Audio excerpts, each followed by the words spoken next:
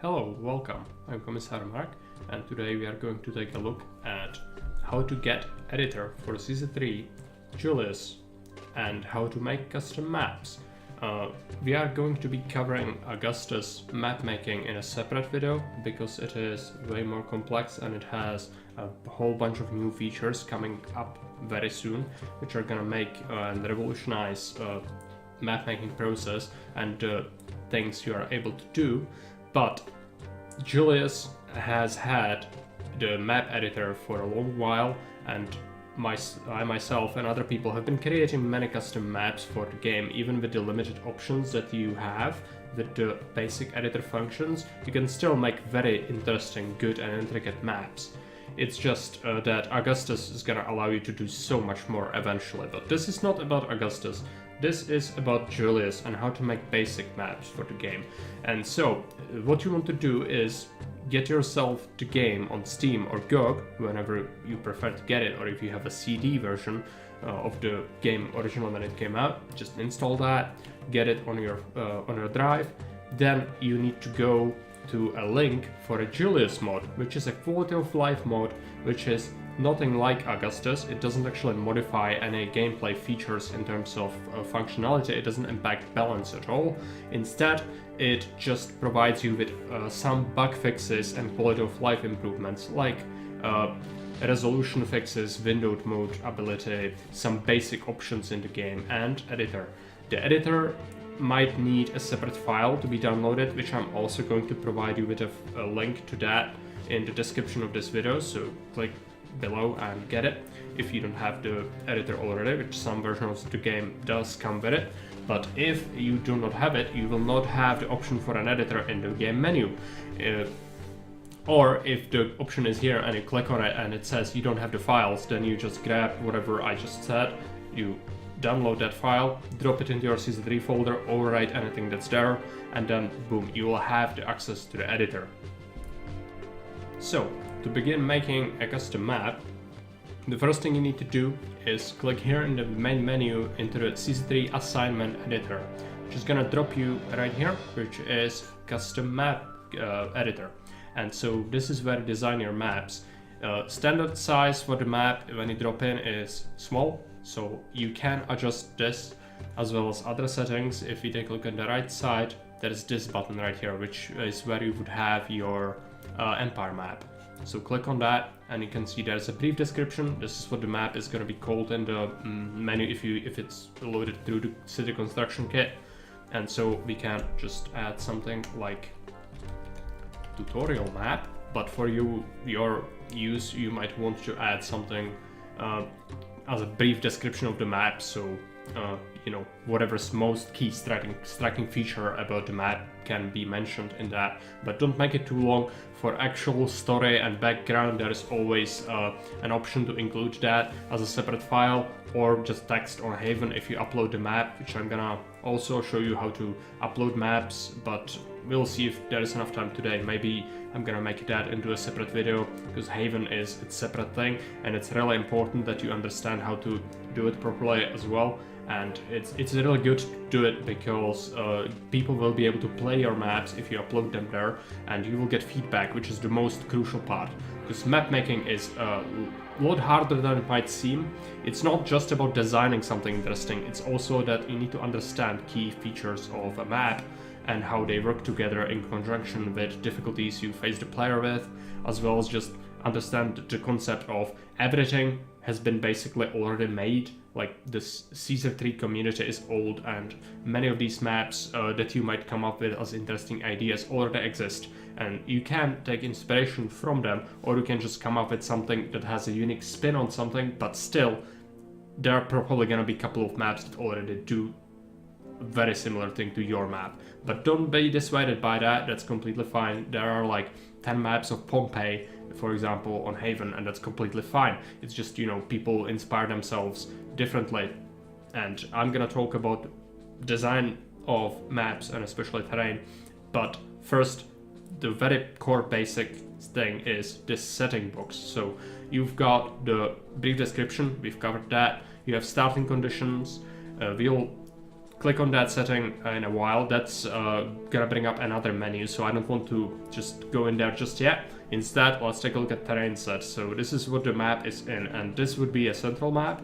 If we click on this, it's gonna change to a northern map, or you can go to desert, and these are your core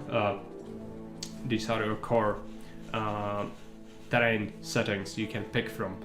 They have their quirks, like I probably shouldn't spend much time describing this here, but just so that you know, if there's anyone who doesn't know what the differences are. In desert, you have one less range for all fountains and reservoirs for coverage. You also have double the risk of fire, so especially tents are very prone to fire in the desert. And on desert maps and central maps, your wheat farms, if you have access to them, are going to produce wheat at double the speed, and so or rather double the yield. So it's gonna mean that you can support 360 population instead of 320 population instead of 160 per farm of wheat on central and desert maps. But you don't have to have wheat. So if you want a central desert map, but you don't want people to abuse that, you also might not want wheat. And we'll get to what you can do to modify starting resources as well, but that's a bit more complex. So let's just go through the basics here. Requests, this is where you add what does Emperor require, and you can have only so many slots. So when you fill all these up, you cannot add any more events of requests from Emperor for goods beyond that. So just be mindful of that. If you spam a lot of requests in a single year or very quick succession, the player might run out. But there is plenty if you space them out evenly. Usually like 1 year, 2 years between requests is fine, and make them reasonably large. It's not good to make favor too common, because you want Caesar to be revered and feared. Like you as a player should beware of Caesar's wrath. And how you can do that is you will make favor scarce, and any sort of prolonged debt and or neglecting requests is going to mean that the player will have to face his legions, but it's gonna just make it ever so more slightly dangerous for the player, and also enticing. Like it feels like you are constantly under threat, which is actually interesting, because otherwise the game just boils down to, yeah, whatever, I can just neglect him and I don't need to send him stuff. And that's what they do. Like the players will ignore requests if they are not what they want to do and they have plenty of favor, they will just ignore it. And so if you want people to actually follow your events, you need to entice them to do so in these sorts of ways, so indirectly forcing them to do what you want. But when you click on a request, it will ask you when is it gonna happen. So in this case, it doesn't matter the starting date. It always starts at 500 BC when it's a map you just made and you didn't modify any starting conditions. But if you add in 1, it's gonna mean that 1 year from the start at any random month in that year, so 1 year and then any number of months until that will happen before year 2 happens, that event is gonna trigger. And when it's gonna trigger, he will want, for example, 12 units of, and you select what he wants, so weapons, for example. And this is how long it's gonna take for him to give you a deadline for it. And so you can say that you will have to give them the weapons in 2 years, otherwise you're gonna have a favor drop from failing that request. And when the player fulfills that request, he's gonna get favor, and he would get 8 because that's the basic value. But again, I would advocate for having something like 5 or 6, something like that for the request. Make it worthwhile, but it's more about like not getting in Caesar's bad books, rather than just grinding a lot of favor to ignore Caesar. Just make it so that the requests are more like so that he's off your case, rather than you being able to just completely ignore Caesar. So making the favor gain less is good. Another tip about Emperor's requests: in absolute vast majority of cases, you should not add requests of 32 goods or more, or rather beyond 32 goods, because that's more than a single warehouse full of that particular good can hold. And it can be really annoying for players if they don't naturally have to have multiple warehouses for something, they would just have to spam something just for that one request and then scupper it and remove it, which is annoying to people. Unless you have a very specific set of circumstances, which you can on some maps, where it makes sense, and it could make sense naturally where you, for example, have multiple sources of mineable rocks or clay around the map which you have to exploit, which means you will naturally have multiple warehouses, and then the request is gonna feel natural, but you don't have to artificially spam as a player to achieve it. So in that case you could have higher quota. But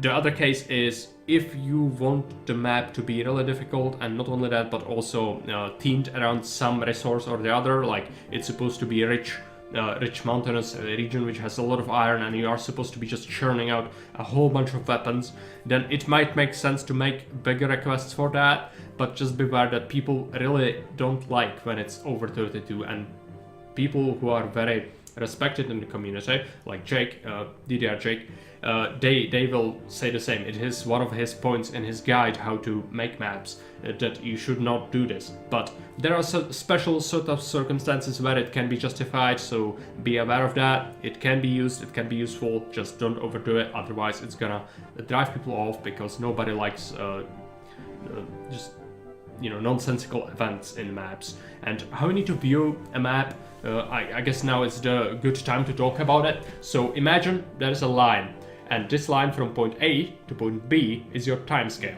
And so on each mission you start at point A, and then you go and proceed with developing the city until you reach point B, and then that's where you win. And so in between you add events, and you need to stagger them so that it makes sense for the player and feel the natural progression.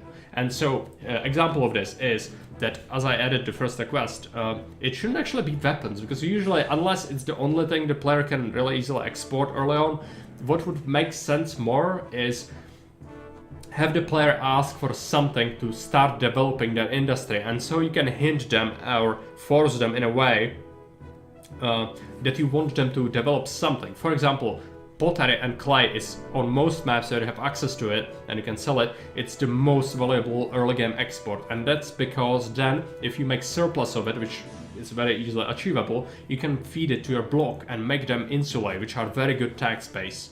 And so usually you would ask for some raw resource, like a bit of clay for the first request, which is early on, like ask for 4 clay or 8 clay, whatever. Just make the player kind of know what you are supposed to be doing, and what you have as your trade in the empire, because that's also important. Like, you don't want to make players see the map and go like, I need to grow olives to make oil, but Caesar is asking for furniture which I cannot sell.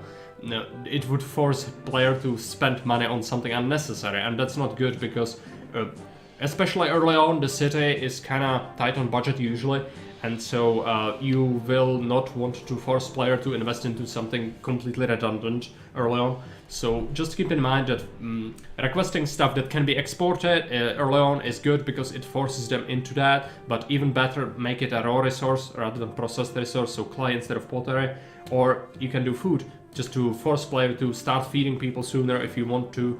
So you can request a bit of food, just don't overdo it like with the other goods, just don't go crazy on the quota.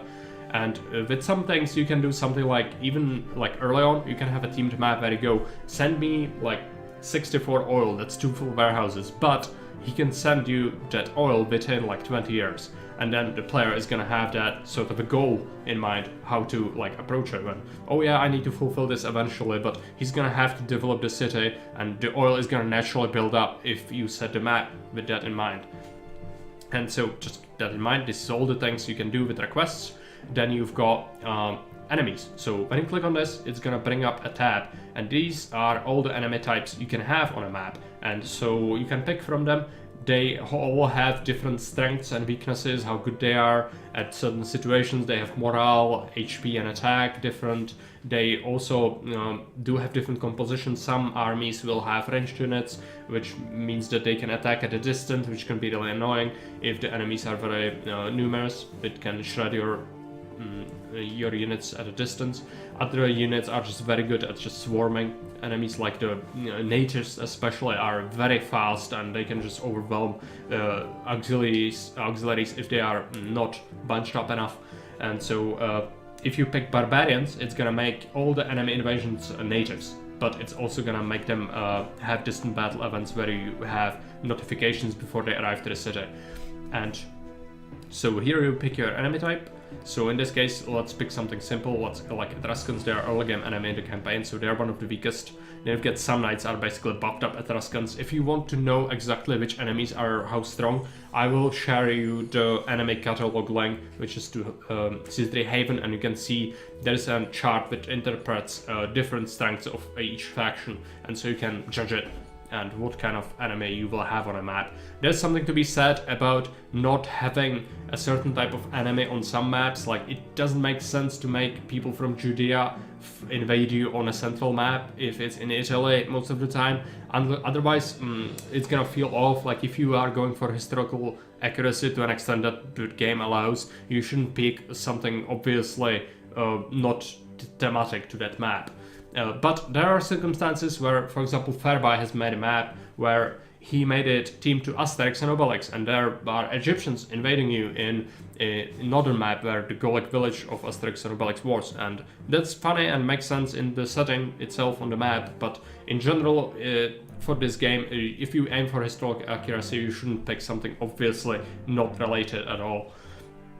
And so next up we have a tab for invasions. When you click on the invasion tab, you have different slots. This maximum size of this maximum amount of attacks you can have, and it's not only invasions. When you click on a slot, it's gonna open up. This is the year when it's gonna happen. Same sort of deal like with requests. So it's gonna happen that year, but any month from that year can be it. You cannot specify a single month, so you cannot say it's gonna be in January. It might happen in December. It's just that year it's gonna happen. And so there are different events, and so you can pick.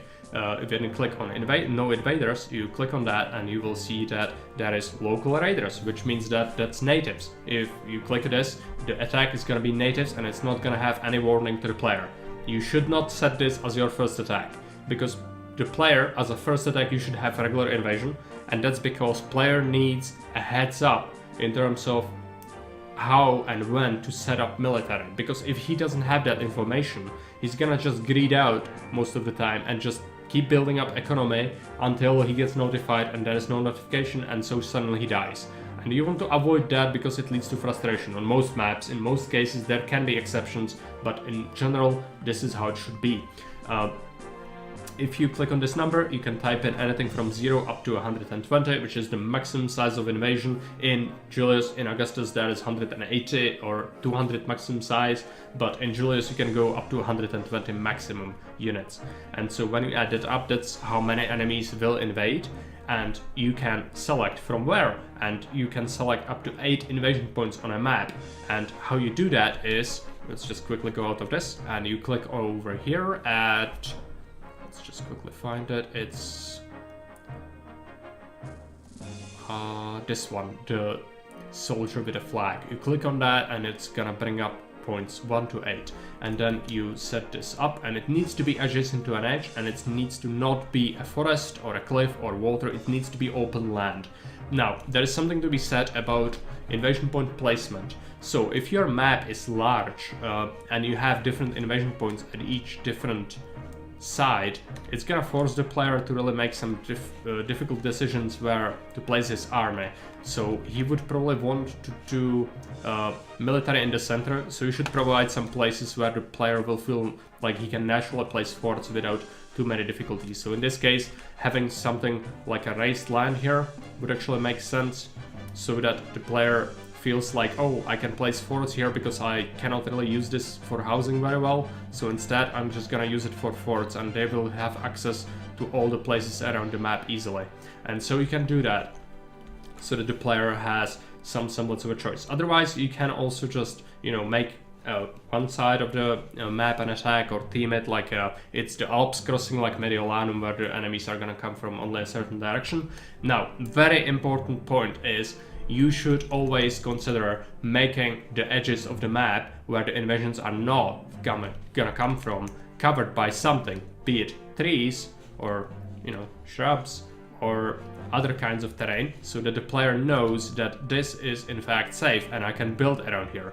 Because otherwise it's gonna get really frustrating when people have to pick and guess where the attacks are gonna come from. Because the player doesn't know, only you know where the attacks really come from. And it can be really infuriating if an attack happens from a random point where you never saw enemies come from before, there was no indication, and it comes straight into your patricians or the city and just completely destroys it. Then it's kind of get pretty bad. So what you want to do is hint player at where the invasion points might be it with open ground like this, so the player would guess that these points in fact can be invaded from. You cannot place invasion points on top of cliffs in Julius. They can be here, but then they wouldn't be able to go down, I don't think. So, you know, just don't do that unless there's a staircase. And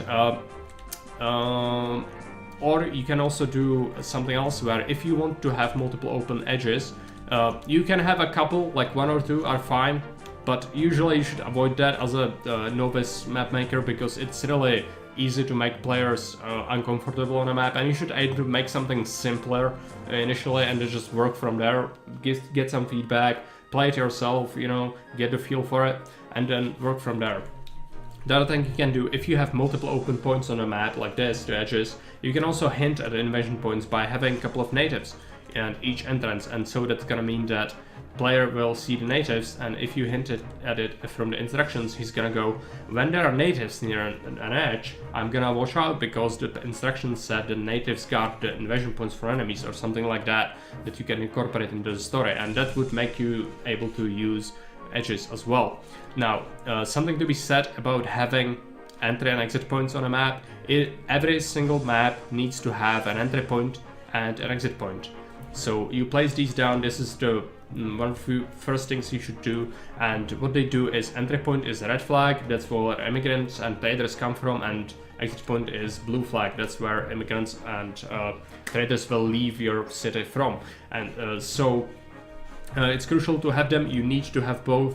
You can use this to designate where the trade area is going to be for the player. You can stretch it to make it longer so that there is inefficiencies and player has to really care about not having the caravans ping pong much, and so that adds an extra layer of logistics and all that other stuff to the process.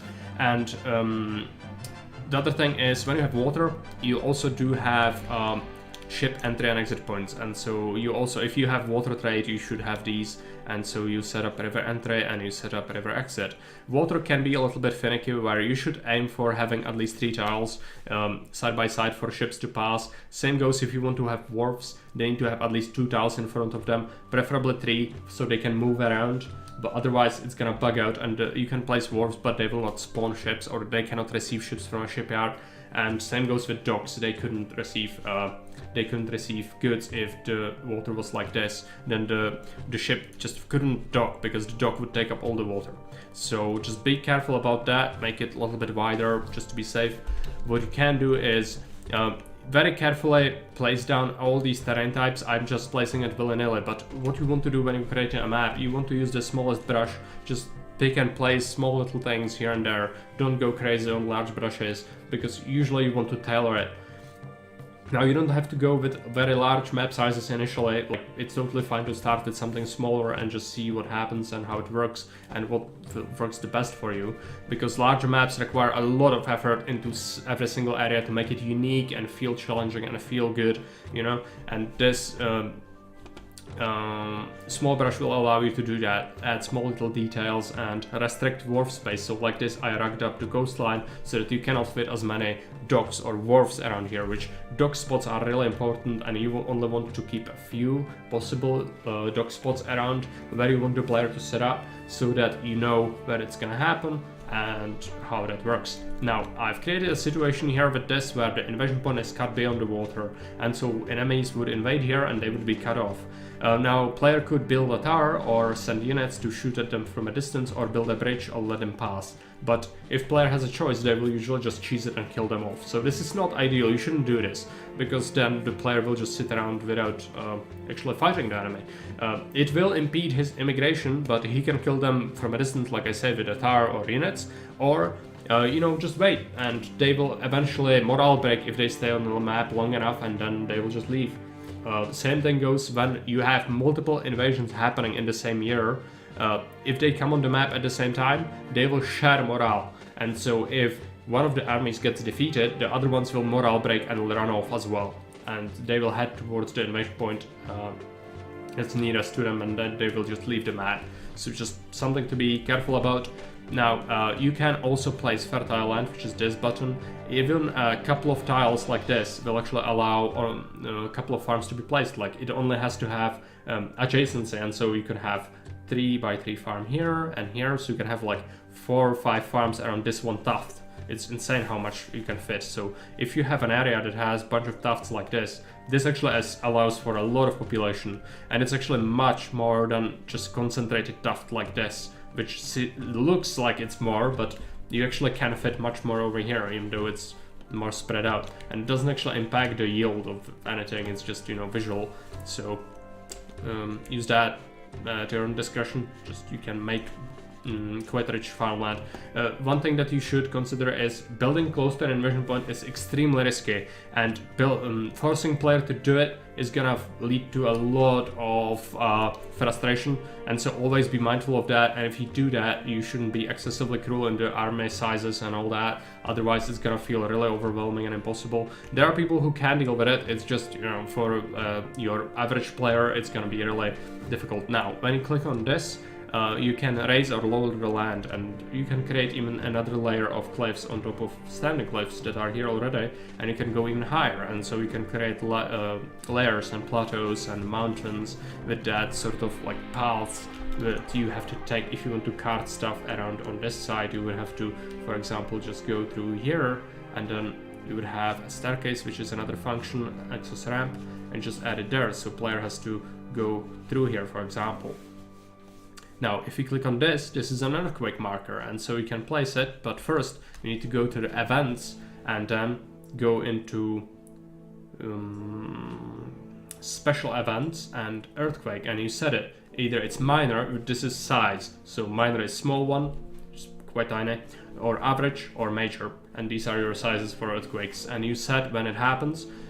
There is something to be said about earthquake timings, and you want to time the earthquake usually to happen early on when the player is only setting up his city, and that's because if it happens on top of his standing city already, it can just absolutely end a run if it goes the bad way, because earthquakes have several different outcomes where they can go and spread, and it can totally just absolutely murder a city, while to other player it might just not do much.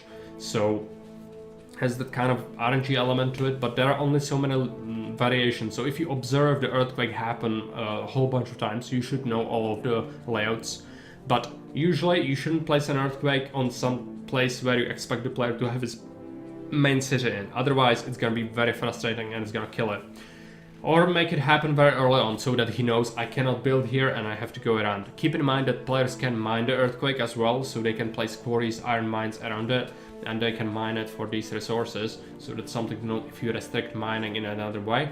Cliffs cannot be mined, by the way, and players can also mine from the earth entry and exit point. You can place a mine nearby that. It has been fixed in Augustus, but Julius still has that. What else is there to say? Oh yeah, rocks. So rocks are mineable rocks that can have quarries and iron mines placed around them, and so even a single 1x1 rock actually allows quite a few mines around it, like 4, and so you should be careful. If you want to restrict mining, just make it in a couple of places.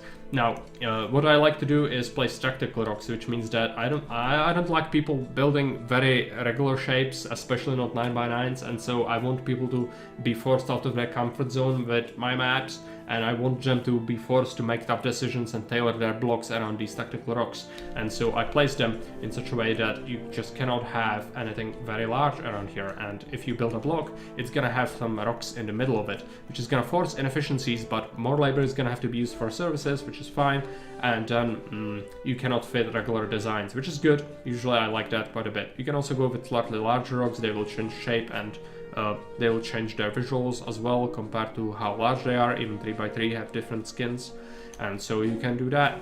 And if you don't want to have that, if you don't want people to be able to mine everywhere and you still want tactical rocks, you can make raise land function and then lower land function and just go to the corner there and, you know, just remove a couple and leave that, and it's gonna be a rock, but it's not gonna be mineable. It takes a lot of work to design this everywhere, but you can make tactical rocks which are actually not mineable at all, and this is how you do it.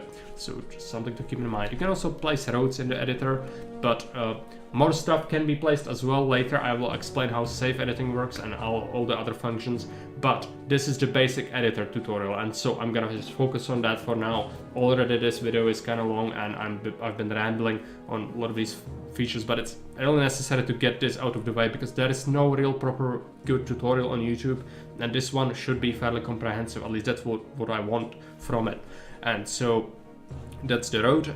Next up is the brush, so you can pick whatever brush size you like. As I said, usually go with the small one because the big ones are just gonna create artificial masses. Instead, you want small brush and just make the forests and everything tailored to measure and just look natural, so that it doesn't look like a giant blob like we made it there.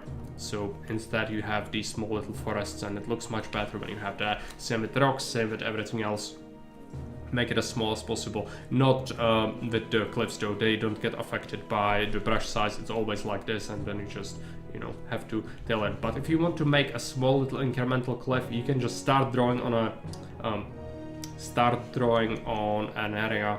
Like if I want to make this slightly more in this direction, but I don't really want to have it that much, but I wouldn't mind having it here, then I can start there, but draw it in, so it doesn't actually do anything when I'm on it, and then just slowly one by one tile, drag it more, and do it like so.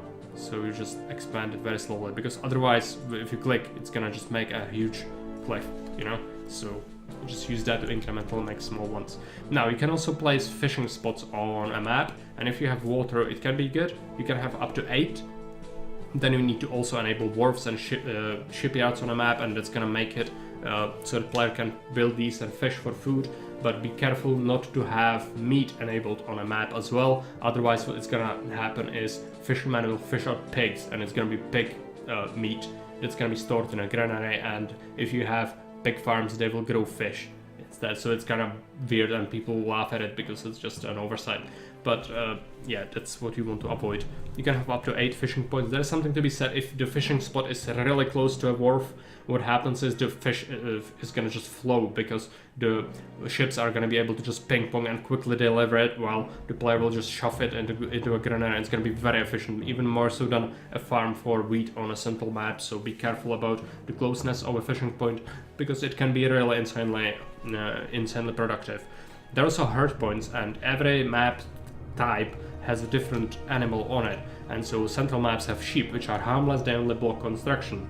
Northern maps have wolves, which block construction, but also they kill your immigrants, they kill your people, and so you really want to be careful about that. If you play on a northern map, what happens with the wolves is you should aim to enclose the wolves in areas of the map where player will want to expand. Like here is a bunch of fertile land, so these wolves are locked behind these trees, and if the player wants to expand to it, he is going to need to break through the forest at his own leisure, clear out the wolves. But he's gonna have to have military, and that's an investment that you are forcing the player to make, and it's not gonna kill his city immediately, because otherwise the wolves will just freely go and eat his immigrants, and that's just frustrating way to play. The campaign does that, and it's not good. So let's just add some trees around this area as well to enclose the wolves there, plus another area is here, so let's enclose them as well. And you can even make that smaller or larger, whatever you want. Just let them guard important places on a map if you want to have that on another map. On a desert map you have zebra, which are also harmless, so you don't really make them as a threat. They just block construction and run around It can be a bit annoying, but that's about it. Now, there are also natives. Something to be said about natives is that these small native huts, one by one, when you place them, they will spawn natives, and the natives will only be spawned if there is a native meeting hut somewhere on a map, because they will head towards that hut. If the hut itself is enclosed in rocks or trees or behind water, they will not spawn and go towards it, but they will just spawn and disappear. And that's gonna mean that they will still mind people building on their land. Otherwise, if you don't have a meeting hut and you have small natives, they will just not mind you building on them, because they don't actually spawn anything and they don't care therefore. But if you don't want people to trade with the natives, because it can be an absolute money printer if you place it weirdly, if you place it in an open ground where a player can surround it with a warehouse and just funnel goods in there, he can make insane amount of profit from a single meeting hut. And so what you want to do, either restrict a native mission post so player cannot pacify natives, but then make sure that you can actually play the map without the natives restricting something absolutely vital. Or you can make the native meeting hut on a cliff where you cannot place a warehouse very close to it, so use tactical rocks or tight cliffs where the player just cannot clear it and cannot have a warehouse very close by. Something like 15-20 tiles is enough to make it sort of efficient enough to be worthwhile but not broken. And or you can just, you know, enclose the native hut on an island where you just cannot bridge over even, and just have it there, and natives will still spawn and care, but they won't really go to it. And you can also place native fields, but they don't care about the fields themselves, they are just a blocker, but you can use them to block construction sites like tactical rocks. They also are a visual thing where the natives basically grow food, so it grows up and then it dies off. Now, what I like to do when I place natives, so for example, let's make a small little native village over here. So I'm gonna just place a couple of little huts, and we are gonna do a couple of fields as well, and then we are gonna do a road. Now, what you want to do, straight roads are kind of a Roman thing, and so it always feels off when you see that on a map. Instead, it's natives, so let's just go ahead and start making a couple of these roads. And how you want to do native roads is something like this. Just make it as crooked as possible, but, you know, so that it retains some sort of flavor to it, because this already looks more natural. And how would a native village have its road layout than a Roman block, which would have very straight avenues. We covered the river entry, we covered that, hard points, invasion points, and the exit points. So we've got all the buttons covered now. So let's go back into the actual settings. And now let's take a look at buildings allowed. So this is what the player is going to be allowed to build on a map. But this is not the final point where you can restrict people from building stuff. And that's why things like having only a couple of pre-placed forums on a map to tax people with is possible. And that's called safe editing. And I'm gonna show you that later. It's called buildings of software. And you can basically make it so you make a map, you don't restrict it here, but you go and load it, you play it yourself, like you place what you want the player to start the map with, and then you save it, and then you edit that save file and disable the buildings you don't want there. So for example in forum, so player cannot build his own, but has to work with the forums you pre-placed on a map. But I'm gonna cover that in a separate video, just a thought, but you can also do it here. You can just disable flat out on a map. So for example, player cannot build wells. When you click on it, it's red, so he cannot build that now. Or he cannot build forums, so he can only have a senate to tax people with. Or he cannot have a barber, or he cannot have something obscure like a chariot maker, you know. Or there are some rules how to go about it, and that's basically you want to calculate how much prosperity goal is on your map, what are you gonna set, and what's the player's housing level gonna be, so that you don't create a situation where you will disable something crucial like entertainment venue that's really important for him and he cannot reach the required goals then. So make sure that you only disable stuff very consciously. But you can, for example, disable academies so that the player has to go with lots of small patricians and cannot have big ones, so no insane taxation immediately. It's gonna require a lot of land, a lot of goods to satisfy those small patricians. But apart from that, You can also disable stuff like small temples, so only large temples can be built, which is very cruel unless you have local marble. So just, you know, be careful about this. This is really very impactful of what you do on a map, but it offers interesting options, and that's what this is all about. And other things, like usually if you want to make map tough, don't enable Plaza, just make it disabled, because Plaza is always go-to desirability option for everyone, and it's just too good. It's too good. For how much it costs and what it does, it's just insane. So, you know, if the map is supposed to be hard, don't give people Plaza. It's just gonna make it trivial. So, that is that. Now, disabling stuff like Hippodrome, you can do that. You can also disable Colosseum or their services like Gladiators, Land Pets, so that's gonna impact entertainment, so look up how much they would need and what housing level will they be able to achieve, as I said before. And also there are like some rules at what to disable and what not to disable in terms of map. You will, for example, in 99.9% maps, don't disable roads or housing. These are the most crucial things, same as reservoirs and aqueducts, like very crucial. If you disable aqueducts, it's gonna disable reservoirs as well, by the way. And raw materials and workshops, don't if you want to disable all workshops or all mines and all raw resources, you can do that, or all farms. But there's an easier way by restricting the players' local resources instead. And so we are gonna take a look at that, just not yet, just take a look through this.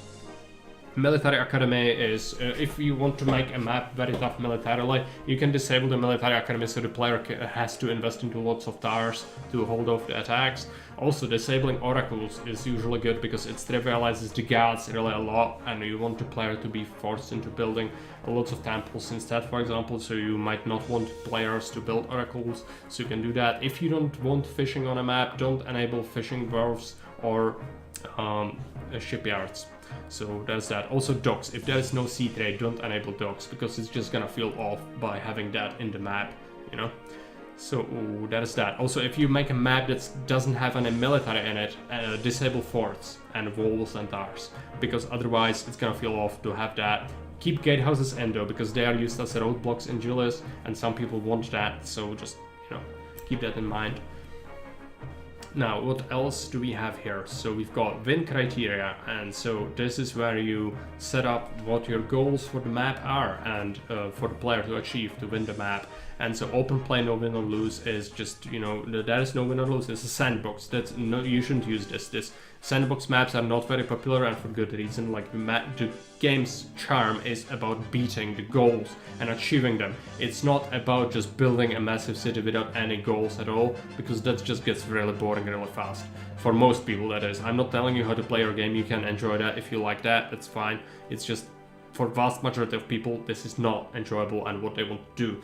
So keep that in mind. Culture rating. It's the worst rating in the game. Culture proves nothing. It's calculated immediately upon you building it and month ticking by. And so people could cheese it. Even if they don't have the labor for it, they'll just disable their industry for a month and then build a whole bunch of culture stuff that's gonna immediately trigger. So don't even have it, like it's pointless. Just if you want to have it at something that feels natural, like 40, 50, that just player will have when they build a city, so they don't have to spam anything, but it still is there, or just disable it completely, that's also fine. Just make sure you set it to 0, set it to no.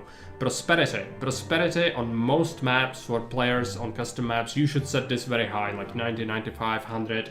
You know, achieve very high prosperity. That's usually should be a sign of a very competent player, but it's really easy to do once you know the game, and most people who play custom maps are familiar with the game to a large extent. And so what you want to do is keep prosperity goals high for most cases, unless there is a restriction on your goods or services or anything like that on a map. You want to keep this high because it's really important to keep the challenge up and have some goal to strive towards. Prosperity also takes a long time. There are some people like very skillful players on Haven who are able to achieve prosperity very quickly, but for the vast majority of players, prosperity is going to be the toughest task to achieve, and so you should keep it as a main challenge of the map, because that depends like how much you have to keep income high, you have to keep evolutions high, you have to have patricians, so all of these things add towards the city's stability and what you needed to achieve to have that, and that's the main core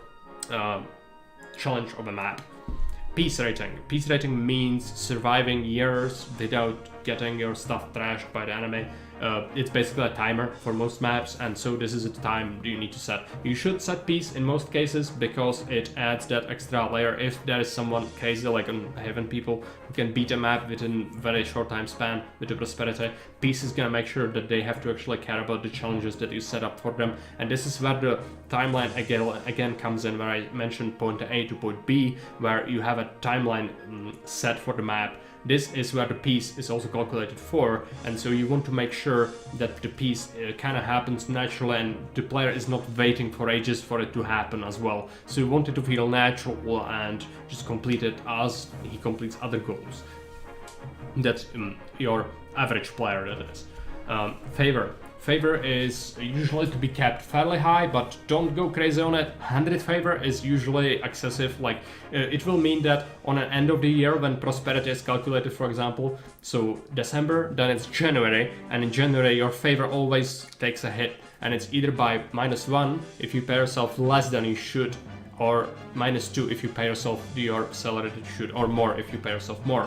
But what that's gonna mean if this 100 favor goal, it could very well make it impossible, because if you select survival, which is winning time, it's gonna require you to survive for a set amount of years, and you have to wait for that January on that year to happen, like December, and then in January you win. But in January you lose 1 favor, and so no matter what you have, you will lose. So don't make favor 100 and survival winning time a condition, otherwise it's unwinnable. So just be careful about that.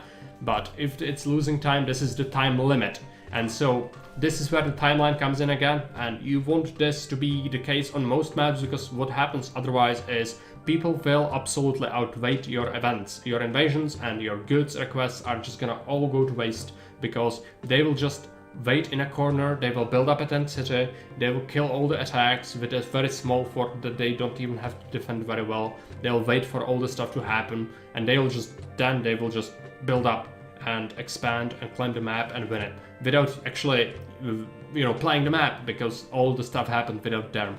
And so have a time limit, and usually have it pretty generous, like have plus 10 years on the time scale even after attacks end, or 5 years, something like that, so there is a chance for people to catch back up if they got they set off on a wrong foot.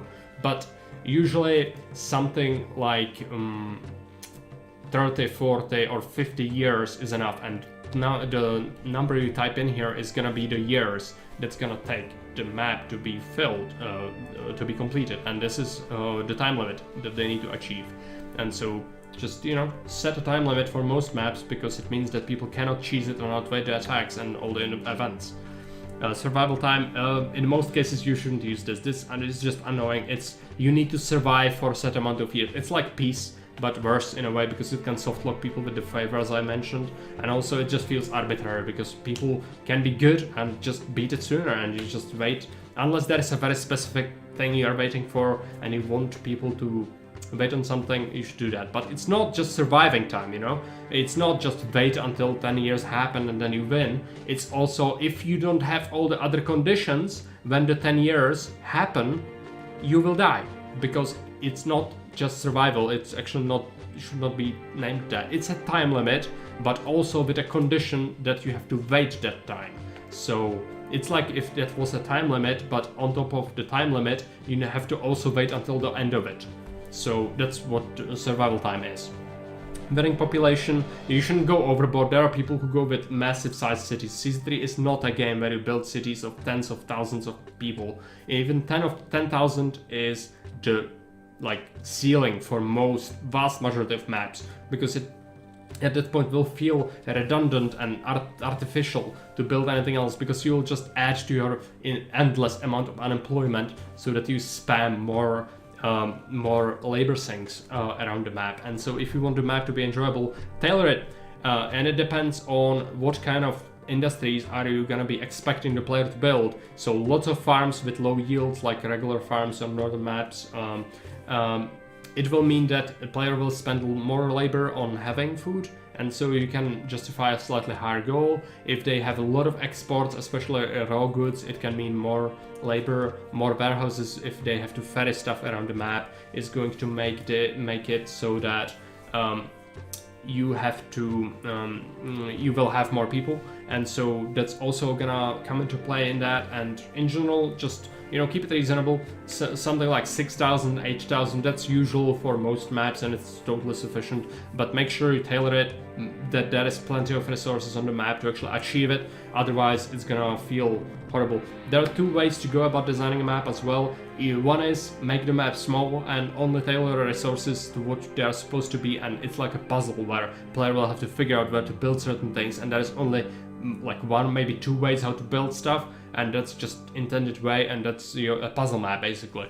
And then there's the other way where you have when you have more resources, but you allow players choices where to build it, and that appeals to some people as well, because you actually decide where to do certain things, and you get vindicated or punished for your decisions, and that can also be really important and feel good for a lot of players. So keep that in mind and decide what kind of map you want to make before you actually jump in and make it.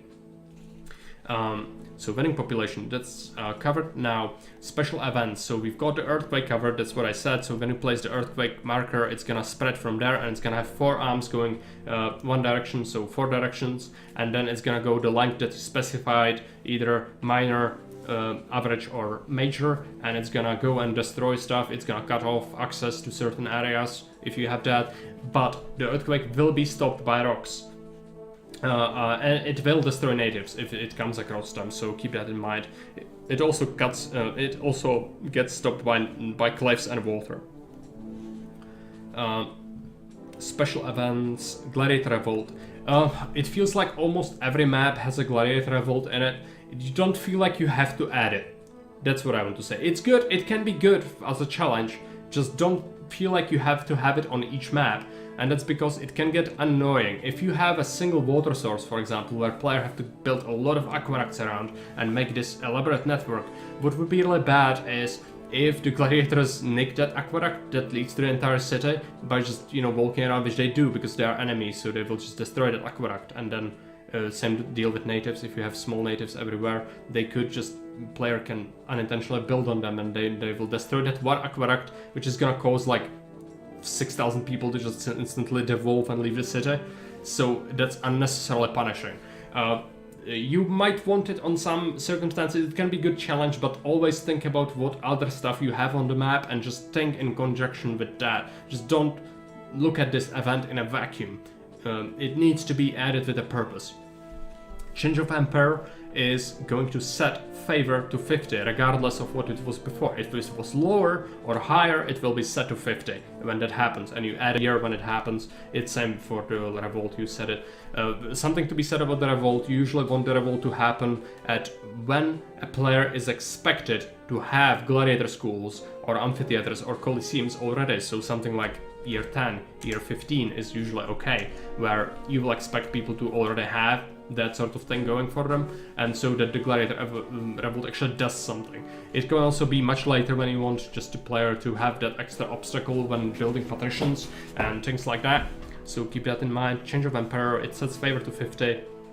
Actually, not sure. It was bugged at one point where it didn't do anything, but I think Augustus fixed it, and then Julius fixed it as well. So I think it works even in Julius, but don't quote me on that. Just experiment with it a bit, see if it works. But I am under the impression that it works, and it sets favor to 50. So you can have, for example, a mean emperor who requests silly things, and he's mean, and his favor is rare, and then he's gonna die, and then new emperor is gonna be much better, which he's gonna be a nicer guy, and then player is gonna have better time. Or the opposite way around, where initially the emperor is gonna be great, and then he's gonna be a new guy, and that guy is gonna hate your guts. And you can have that and implement the requests and everything to tailor it to measure with that, so that it feels like there is a progression and a story in the map. Have something unique. That's what you aim for, because as I said, maps have been made so many times that if you have a thought about a map, somebody probably already did it, and not only once. So just don't think that you are so special. Just you know, start with simple things and then just evolve from there. Don't go with anything crazy before you really master the features, otherwise it's gonna be looked upon as just, you know, it's nonsensical. So just, you know, it's great that people are making maps. I love it. I hope that they make more. It's just you need to kind of respect the community and respect what was before you, because you are not in a vacuum. You are just making something as a contribution, and your map has been just an iteration of something that has been made previously, basically. That's how I look on most maps, because nothing is truly unique anymore after so many years. Seed rate problems. This is going to happen randomly when the events will make it so that suddenly there is an interruption of trade, which can last some time. Don't add this just because you can. Just tell it, if you want to have seed rate problems, it will really complicate trade, and it is reliant on RNG, which is that some players will not get hit by that much at all, while some people will get hit by it severely. And so there's that sort of like, you have no influence over it, it's just there. So unless you have a very good idea about why to add that to complicate something, you shouldn't, because it can result to unnecessary punishment for some people, while for some others it's just not gonna do much. Same with land trade problems. It can be really crushing if you rely on that crucial resource like a bit of clay that you can import for your pottery for a large city, and then you have this, then it's gonna make it really punishing, because player is gonna have to build up really a lot of stockpile and go with a lot of small castle to be able to beat it if you have this. Rome raises wages. This is where Rome will constantly raise wages. It is an RNG event where it happens randomly. So for some people it might not happen much at all, and they will win when the wages are just like 34. It starts at 30. But it will always cap at 48. So there is a ceiling to how RNG it can get. So it's actually more doable. So I'd say if your map is kind of lenient with economy, you should be adding this. To make it so that the map retains some efficiency. As the player develops the city and gets more income sources, he's gonna be forced to pay people more, so you know that can be good for that reason. Rome lowers wages. You shouldn't be using this much at all, because it trivializes the economic aspect a lot. So unless your map has very low export prices or no much export at all, you shouldn't be doing this. This only is useful on very few select maps where economy is very hard. Contaminated water. This is an RNG event where suddenly the health of the city will drop and it will cause disease. If you have good clinic coverage, it can be prevented quite substantially, where it's not an issue much at all.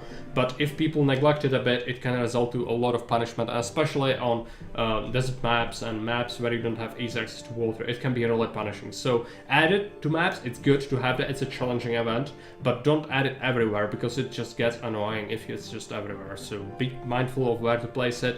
It's crucial to know if it synergizes well with the map itself, if it makes sense, if it will contribute to the enjoyment, because challenge is good, but unnecessary punishment is bad. Like, you don't want to just, you know, shit on people just for playing the map. You want them to actually enjoy it and overcome obstacles. That's enjoyable.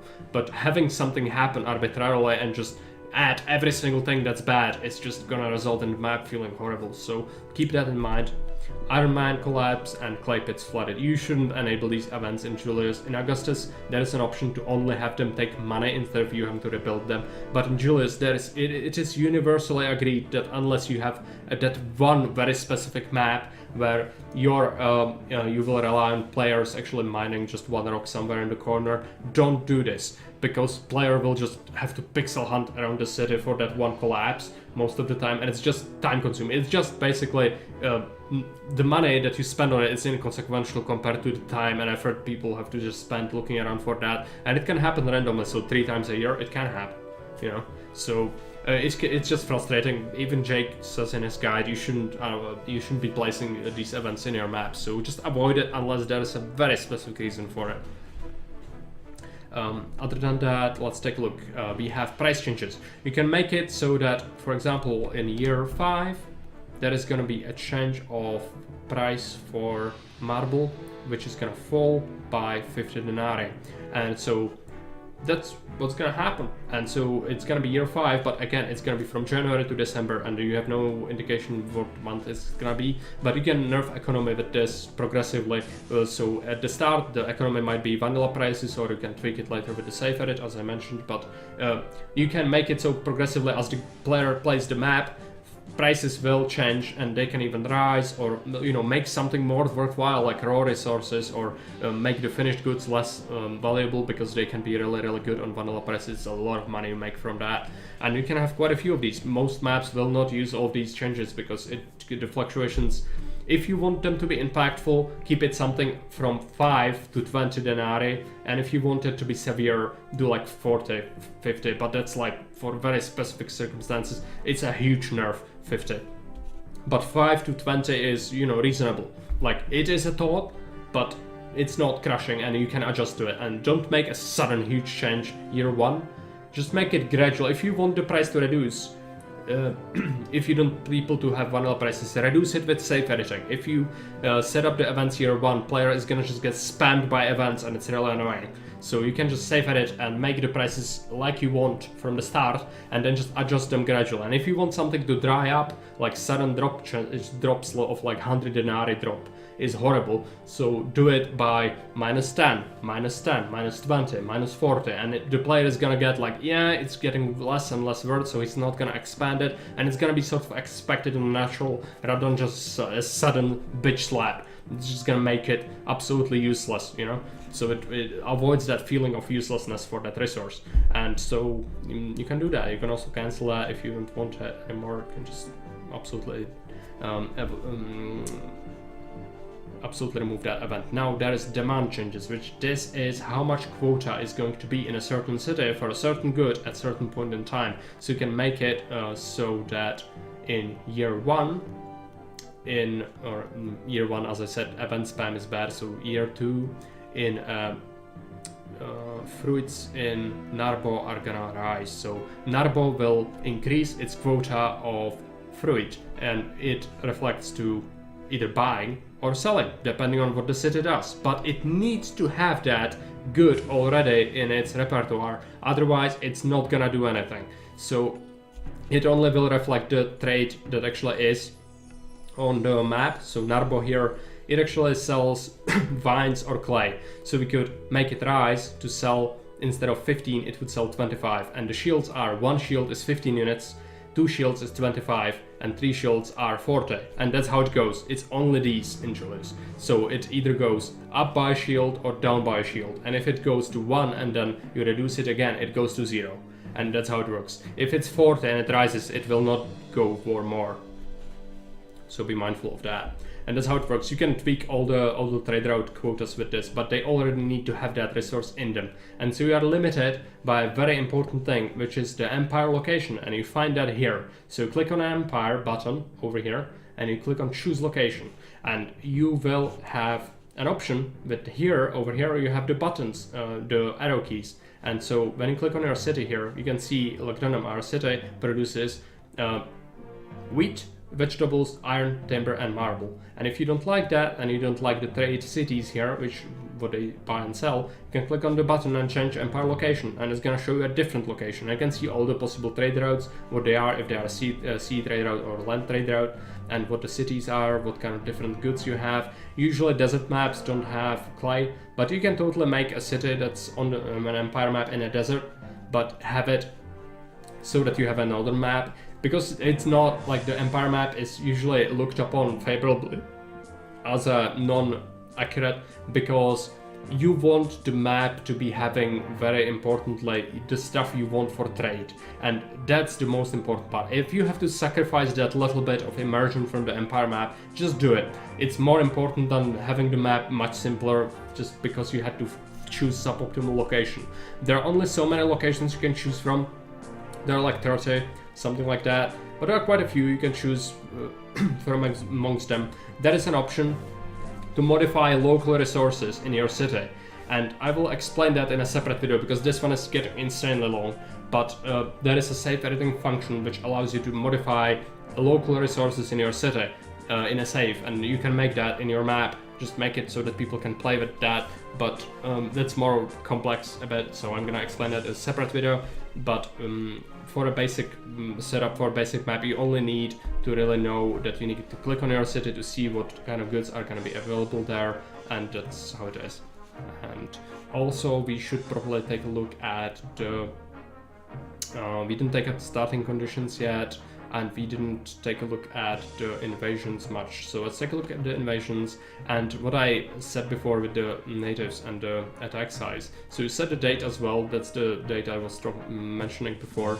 Usually maximum size invasions, they are very punishing. You need to have the player really ready for it. So you should start the map with something like 30 or 24, something like that, you know, even 20 enemies from the start, and then have it like year 3 is usually the earliest you would want an attack, and this is how you would scale. And then you, as the scale of the map, the line goes, like player is proceeding, you make it ramp up in numbers, but don't make it too frequent attacks, like at least year 2 in between, otherwise it's gonna feel really like a chore to beat the attacks constantly, unless it's a very heavy military map.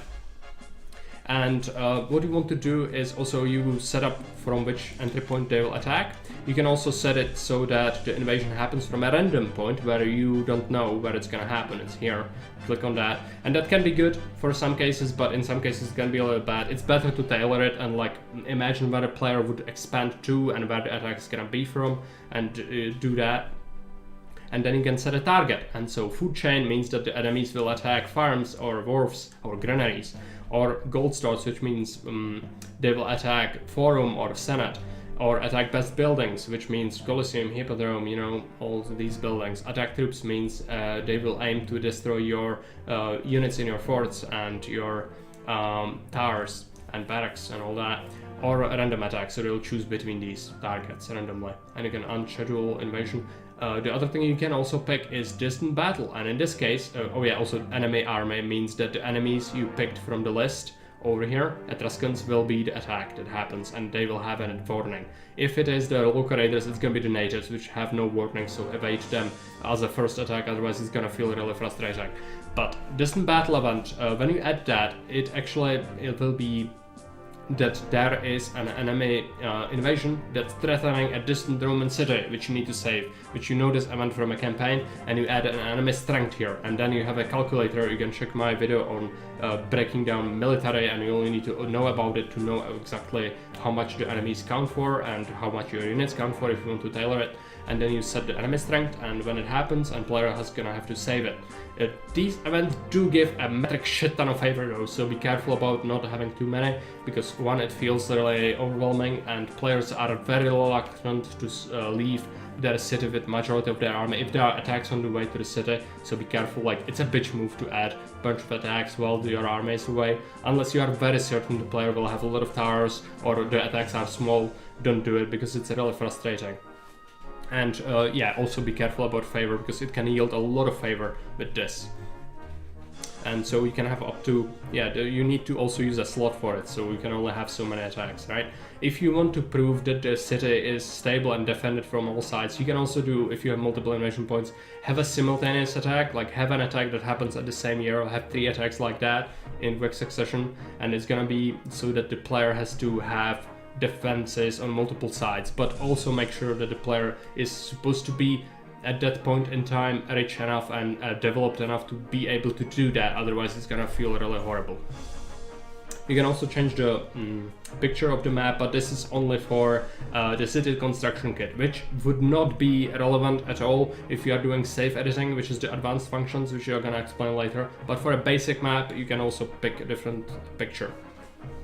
So when you are done with editing your map, actually before we do that, starting conditions. Initial rank, really important. This is how much salary you are paid on the map, and salary makes favor trivial. Anything beyond architect is gonna make it absolutely trivial with Caesar, unless you have no requests. And that's because players will just be able to bribe Caesar forever without any issues, and they will just ignore him for most part. So architect is the most you want, because people will drop it to engineer, which is 5 denarii. Even engineer is fine, so they only pay themselves 2 denarii, which is gonna make the gifts extra precious. but don't make it citizen usually, because it's gonna mean that you will lose 2 favor per year and there's nothing you can do about it, and it's really horrible. So just be careful about that. Anything here is just memes. There is no use for that. It's too good. It makes it trivial to have favor. Adjust start date. If you want to make a map historically accurate or tailored for a city, look it up when the city was established and add the date as a starting point. And then you can also switch between AD and BC, and that's just for flavor really. And the events will keep up, so if that was set up +1, it will reflect. You can see it's no longer 499 but it's 22 now, so it actually will reflect that, so the dates will not, it's just for flavor basically. Initial fund, this is how much money the player will have at the start, but it's also gonna be minus around 25% if they are playing on very hard, which most people are, so always account for that. Usually, if you want the player to be able to establish a block, give them something like 3,000 denarii, and then that's gonna be enough to do most things. But if there is an expensive trade route, which you should make your trade route 200, 300, the first one.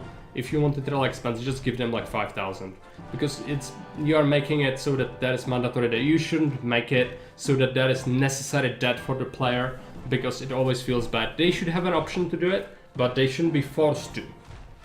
And so having something like 4 or 5,000 denarii or most maps is good enough start. And also you can have a rescue loan, so they can receive a cash loan to make the city be afloat. So something like usually 750,000, 1,200, something like that is usually good enough to as a bailout, but you don't want it to be too lenient, otherwise the players will be able to develop too fast. So, you know, just make it so that it's a rescue loan, not a huge amount of money they can just immediately keep using. Just make it so that it's something that prevents a disaster, but not necessarily a requirement.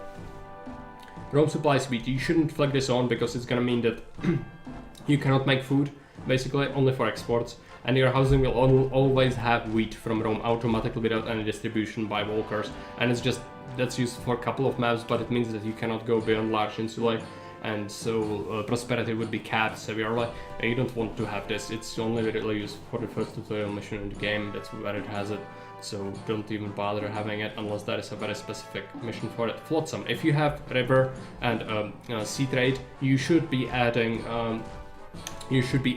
flotsam most of the time, because that's how people will be able to tell where the exit and entry points for the river are, and it's really important for them to know that. And milestones, this is important to know. This is when your city is supposed to achieve 25% of its global ratings that it's supposed to have in the end of the map, and the year means when it's supposed to have 25% of that achieved. So if you have a map where you are required to achieve 100 prosperity, and you set it so at year 10 you have you are supposed to have 25 milestone. It means that unless you have 25 prosperity at year 10, you will lose some favor.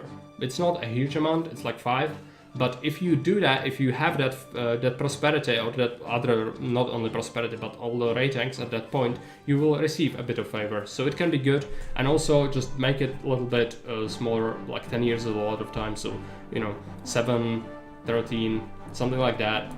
10 years is literally a long time for 25% to achieve. But yeah, that's gonna be it for my tutorial for Julia's map making and editor functions. I hope that it has been at least a bit useful.